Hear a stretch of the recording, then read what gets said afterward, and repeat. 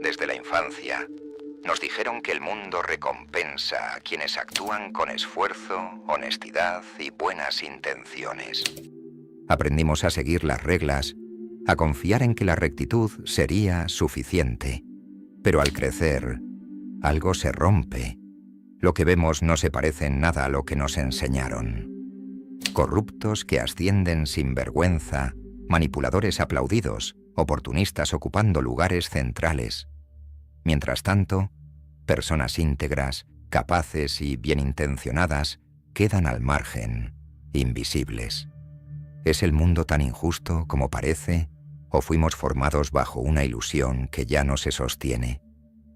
La verdad es incómoda.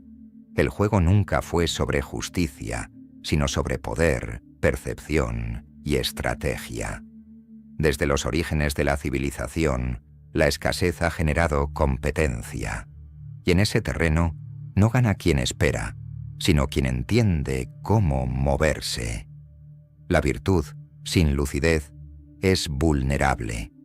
Y el idealismo ingenuo suele ser devorado por quienes no lo comparten. Nietzsche sugería que la moral puede ser una trampa cuando se convierte en una venda. No es la ética lo que falla, sino la incapacidad de ver el mundo tal como es. Ser bueno no es suficiente si uno no sabe cuándo, cómo y con quién actuar. Porque quien no conoce las reglas invisibles termina siendo usado como pieza por alguien que sí las domina. Esto no significa que debamos traicionarnos, sino despertar. Hay una forma de conservar la esencia sin perder relevancia. Pero exige abandonar la fantasía de un mundo justo para enfrentar el que realmente habitamos. Y eso duele. Pero también libera. El poder raramente se otorga, se toma, se asume, se encarna. No es un premio, es una posición. Y quienes esperan ser reconocidos por su bondad, casi siempre se diluyen en el anonimato.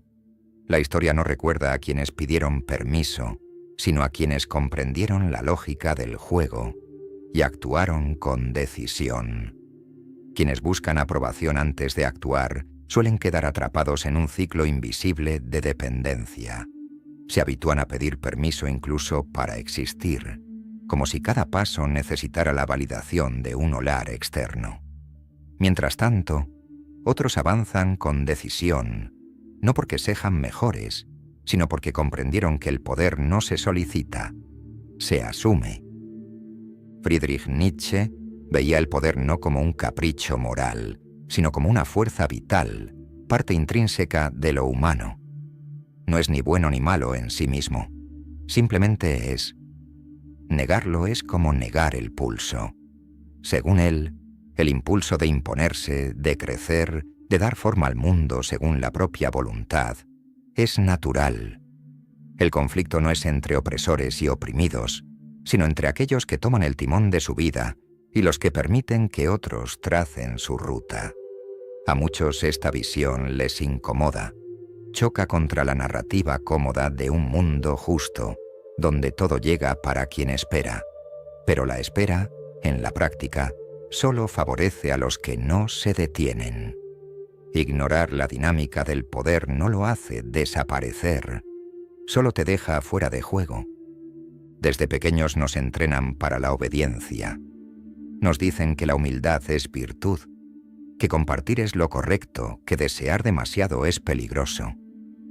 Pero Nietzsche advertía que esa moral, la del sacrificio y la sumisión, no es universal. Es una construcción social diseñada para contener, no para empoderar. Él distinguía dos formas de moralidad, la del amo y la del esclavo. La primera se fundamenta en la afirmación de sí mismo, la autonomía, la creación de valores propios. La segunda, en la obediencia, la resignación y la necesidad de aprobación. Dos formas de estar en el mundo, una que crea y otra que reacciona. Las personas con mentalidad de amo no esperan ser elegidas, no buscan ser comprendidas antes de actuar. Saben que en un mundo que premia la claridad, la fuerza y la iniciativa, quien duda demasiado ya ha perdido. La moralidad del esclavo suele ser adoptada por quienes buscan seguridad antes que libertad. Prefieren la obediencia al riesgo, el silencio al conflicto, no por cobardía, sino por una creencia profunda. La idea de que seguir las reglas garantiza protección. Pero en un mundo donde la competencia no se detiene, esa actitud los convierte en presas fáciles para quienes comprenden que las reglas, en realidad, pueden ser dobladas o incluso ignoradas. Este tipo de moral no nace del instinto, sino de la imposición. A lo largo de la historia, las élites han glorificado el sacrificio, la humildad y la obediencia, no por virtud, sino como herramientas de control. Si la mayoría cree que desear poder es perverso, jamás lo buscará. Si piensan que lo correcto es seguir normas, nunca cuestionarán quién las escribió ni con qué propósito. Y así, sin saberlo, terminan defendiendo el sistema que los mantiene atados. Reproducen cadenas disfrazadas de valores. Mientras tanto, otros, menos morales, quizás, pero más lúcidos, avanzan sin pedir disculpas. ¿Significa esto que debemos rechazar la ética y actuar sin escrúpulos? Nietzsche no lo veía así. No se trata de convertirse en opresor, sino de dejar de actuar como si uno estuviera condenado a obedecer.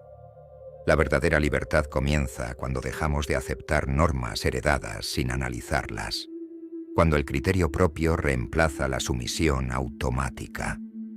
El poder no es solo una cuestión de estatus o riqueza, es un estado mental. Quienes ascienden no lo hacen por accidente, sino porque poseen estructuras internas distintas, tolerancia al riesgo, capacidad de tomar decisiones impopulares sin vacilar y una resistencia firme al juicio ajeno. Estas cualidades no solo impulsan el éxito, también blindan contra la parálisis emocional que destruye a quienes temen fallar. Una de las trampas más peligrosas es la creencia en un mundo justo. Ese espejismo que promete recompensas por ser bueno y castigos para los que actúan con ambición. Una fantasía reconfortante, pero profundamente debilitante. La creencia en un mundo justo nos tranquiliza. Nos hace sentir que, si trabajamos duro y seguimos las reglas, el éxito llegará tarde o temprano. Es una narrativa reconfortante, pero ficticia, porque en la práctica, la realidad no responde a esa lógica. Los que comprenden esta verdad no pierden el tiempo esperando justicia. Actúan, planifican y aseguran que sus esfuerzos generen resultados concretos. Esto no implica deshonestidad, implica pragmatismo. La vida favorece a quienes entienden las reglas ocultas del juego y saben utilizarlas con inteligencia. Ser ético sigue siendo valioso, pero la moralidad, por sí sola, no basta para avanzar en un entorno que no se detiene por nadie. Muchos talentos se quedan en el camino. Personas brillantes que confían en que su trabajo hablará por sí solo. Pero el mundo no siempre escucha. En cambio, quienes combinan ambición con estrategia, logran construir influencia, abrir caminos y permanecer visibles. El desafío está en encontrar un punto de equilibrio entre integridad y poder. Comprender que ser una buena persona no debe ser excusa para ser débil. La verdadera fortaleza surge cuando aprendemos a movernos con astucia sin sacrificar nuestra esencia. Aquí aparece el dilema profundo.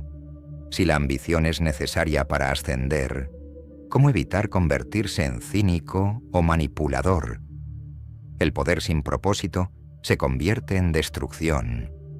Muchos llegan a la cima rápido, solo para caer aún más rápido. Porque no se trata solo de ascender, se trata de permanecer y de darle sentido a estar allí. Nietzsche lo comprendía. Para él, El verdadero poder no era dominar a otros, sino liberarse de las estructuras impuestas y crear valores propios. Así nace su figura del Übermensch, el superhombre, no un tirano ni un oportunista, sino un ser que trasciende la moral heredada, que vive según su visión, su criterio y su voluntad. Mientras la mayoría sigue normas sin cuestionarlas, el Übermensch actúa desde la libertad interior, es arquitecto de su destino. Y esa es la forma más profunda de poder. El Übermensch, a diferencia de la mayoría, no acepta ciegamente lo que le enseñaron. No vive según reglas heredadas, ni busca aprobación en miradas ajenas. Se libera de las cadenas del conformismo y forja su camino con autonomía interior. Mientras muchos se paralizan por culpa o miedo al juicio, él avanza sin vacilar, porque sabe que el verdadero poder nace en la mente, en la capacidad de decidir por uno mismo. Pero esto no lo convierte en un ser caprichoso o irresponsable. Nietzsche fue claro: la verdadera grandeza no está en destruir lo que existe, sino en crear lo que aún no ha nacido. El poder basado solo en manipulación o abuso es frágil. Tarde o temprano se derrumba. La historia está llena de figuras que ascendieron con rapidez, solo para caer con la misma velocidad, porque el poder vacío no deja legado. En cambio, los que transforman el mundo no se conforman con ganar el juego, lo reescriben, redefinen las reglas, no buscan dominar por instinto, sino crear algo que tenga sentido. La pregunta es: ¿cómo llevar eso a nuestra propia vida?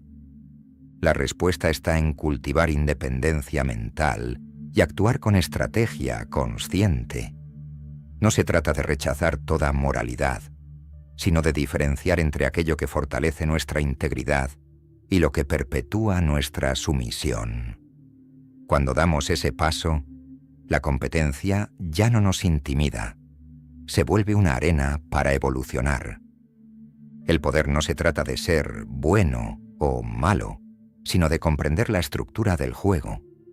Muchos fracasan no por falta de talento, sino por exceso de ingenuidad. Otros, menos dotados, pero más lúcidos, avanzan sin culpa porque saben dónde están y a qué juegan. Y aquí está la clave: no hay que renunciar a la ética para tener influencia. Hay que aprender a moverse con inteligencia. Los grandes líderes no son los más duros, sino los más estratégicos, quienes combinan ambición con visión. Porque la inteligencia emocional es, en este juego, una de las armas más potentes. Saber leer a los demás, anticipar reacciones y construir alianzas sin perder el centro, eso sí es poder. Las personas no siguen a los más fuertes por miedo, sino a los más lúcidos por respeto. No se trata de manipular, sino de influir con legitimidad, con visión, con valor auténtico. La diferencia entre un tirano y un verdadero líder no está en su fuerza, sino en su capacidad de inspirar. El poder que perdura se construye sobre lealtad, no sobre temor. Pero ahí acecha el riesgo. Muchos, en su búsqueda de poder, se desconectan de sí mismos. Se endurecen, se vuelven fríos, calculadores, mecánicos, y en ese proceso pierden justamente aquello que los hacía únicos: lo humano, lo vital. El verdadero desafío no es alcanzar el éxito a cualquier precio, sino conservar lo que importa mientras se llega allí. Hay una línea delgada entre ser estratégico y dejarse consumir por la ambición. Los que logran mantenerse en equilibrio comprenden que la grandeza no se mide solo en logros visibles, sino en la capacidad de construir algo que tenga sentido para sí y para otros. Entonces la pregunta no es si el poder corrompe, sino cómo ejercerlo sin perder el alma en el camino. Y la respuesta no es simple. Está en la combinación de fuerza e integridad, de ambición y propósito. No se trata de jugar el juego de los demás, sino de conocer sus reglas para luego escribir las propias. Quienes comprenden esto no solo triunfan, transforman el significado mismo del triunfo, porque al final la cuestión no es si el mundo es justo o injusto, es si estás dispuesto a mirar de frente cómo funciona y actuar desde la lucidez, no desde la resignación. Ignorar las dinámicas del poder no te hace noble, te vuelve vulnerable. Comprenderlas no te convierte en cínico, te da opciones. No se trata de volverse despiadado, sino de dejar de ser ingenuo. Ser fuerte no es ser cruel, es saber proteger tu espacio, tomar decisiones difíciles y no permitir que otros dicten tu camino. La verdadera pregunta no es por qué algunos sin escrúpulos ganan, sino cómo tú puedes ganar sin convertirte en uno de ellos. Nietzsche nos enseñó que el poder no está reservado a quienes lo arrebatan sin escrúpulos, sino también a quienes lo construyen con propósito. No se trata de manipulación, sino de autonomía. No se trata de aceptar pasivamente lo que otros dictan, sino de tener el coraje de escribir la propia historia. El verdadero poder no se basa en la destrucción, sino en la creación, en la capacidad de mirar el mundo como es, sin adornos, y aún así elegir actuar desde una fuerza interna que no depende de validación externa. Esa es la diferencia entre repetir y transformar, entre obedecer y liderar. La clave no está en seguir ciegamente las reglas ni en romperlas por rebeldía vacía. Está en comprenderlas a fondo y decidir con conciencia cuándo seguirlas y cuándo superarlas. Ahora la pregunta queda contigo. ¿Crees que es posible triunfar sin perder la esencia? ¿O el éxito, inevitablemente, exige algún tipo de sacrificio moral? Quiero leer tu opinión. ¿Qué piensas de todo esto? ¿Alguna vez sentiste que el mundo premia a quienes menos lo merecen? ¿Has tenido que elegir entre tu verdad y tu progreso? Déjame tus pensamientos en los comentarios. Esta conversación no termina aquí. Empieza contigo. Y si este tema resonó contigo, suscríbete al canal y activa las notificaciones. Aquí seguimos explorando las verdades que pocos se atreven a decir, cuestionando lo que damos por hecho y buscando claridad en medio del ruido. Gracias por llegar hasta aquí. Nos vemos en el próximo video.